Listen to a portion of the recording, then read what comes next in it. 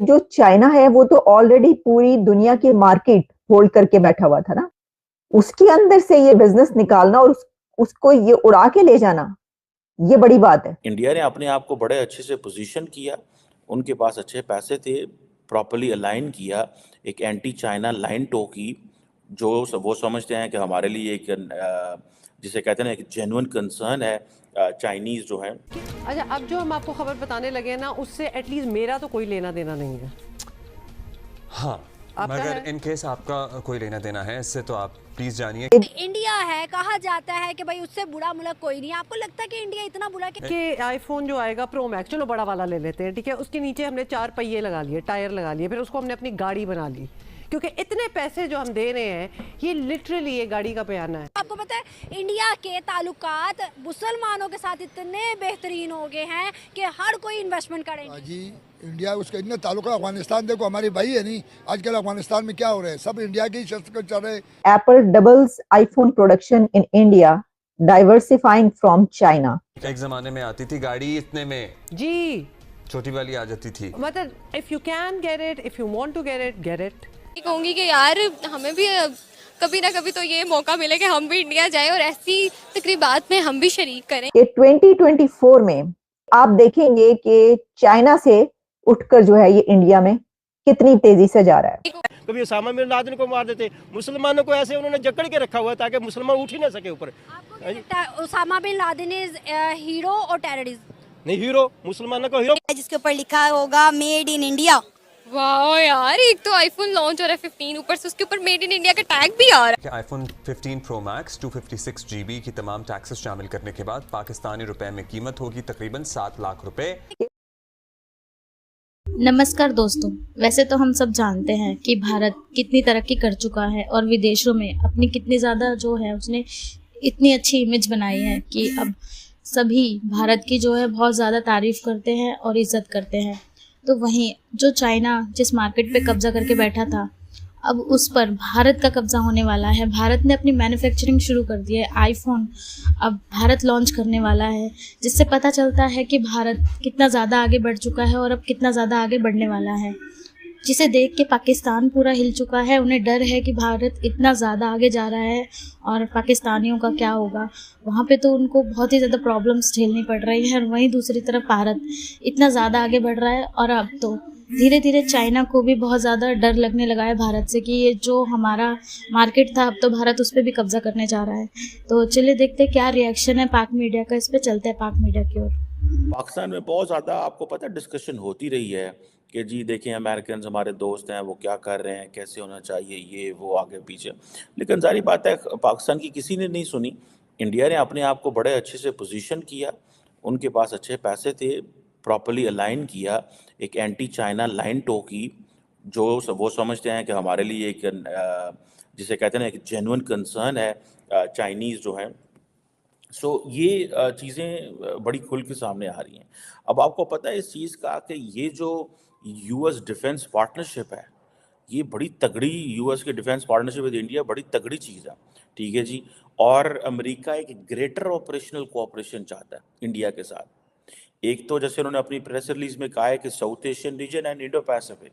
आप माजी में चले जाएं, अमेरिकन कहा करते थे India is very important for us in south Asia, ठीक है जी। मतलब वो अपनी इस बात को वो इस एंगल से देखते थे कि जी हमारे लिए बहुत ज़्यादा इम्पॉर्टेंट है साउथ एशिया के अंदर। But now they are saying कि वो एक तो ये जो ड्रोन डील्स है और जितनी भी जो इक्विपमेंट जो जिसकी लॉन्ग डिटेल्स उस सारी प्रेस रिलीज में जो है वो शेयर की गई हैं, वो कहते हैं कि ये तो सारा है ही है, लेकिन ये हमारे फॉरेन पॉलिसी ऑब्जेक्टिव्स और नेशनल सिक्योरिटी ऑब्जेक्टिव्स के लिए इम्पोर्टेंट है। सिमिलरली ये यूएस इंडिया जो स्ट्रेटेजिक पार्टनरशिप है उसको इम्प्रूव करने की ज़रूरी है। And then India can bring political stability and the peace in Indo Pacific and South Asia region. So अब आप देख लें कि उनका रोल उन्होंने कितना, अमेरिका ने रोल कितना बढ़ाया हुआ है। एक इसका लेंस ये है कि अमेरिका ने रोल बढ़ाया है, एक ये है कि इंडियंस वो कैपेबल। आई थिंक दोनों चीज़ें यहाँ पे मौजूद हैं। The Indians had the capability, the way they are operating, someone like it or don't like it, but the way they are operating, ठीक है जी, इस खित्ते के अंदर and they are showing for example आप ये कह लें जी कि हमने